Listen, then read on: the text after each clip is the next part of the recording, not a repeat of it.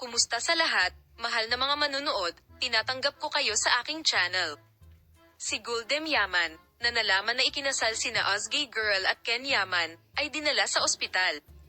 Ang lahat ng mga detalye ay nasa aking video. Sina Ozgay Girl at Ken Yaman, isang mag-asawang nan-akop sa puso ng milyon-milyong tao sa TV series na kanilang pinagbidahan at pinalawak ang kanilang fanbase araw-araw, sa wakas ay nagpasya na pakasalan ang lalaking hinihintay nila.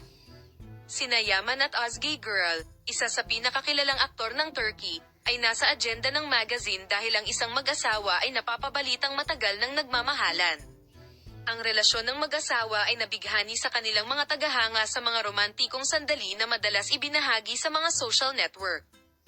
Gayunpaman, sa pagkakataong ito, hindi lamang ang mga tagahanga kundi maging ang kanilang malapit na bilog ay nagulat nang ang balita ng mag-asawa ay tumama sa agenda na parang bomba.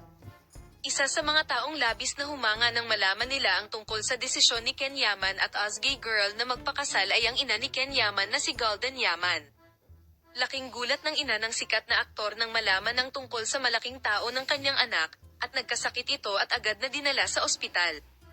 Ang mga miyembro ng pamilya ay nagsabi na ang sitwasyon ni Guldem Yaman ay dapat na mamagitan ng mabilis, isinasaalang-alang ang kalubhaan ng kanyang sitwasyon.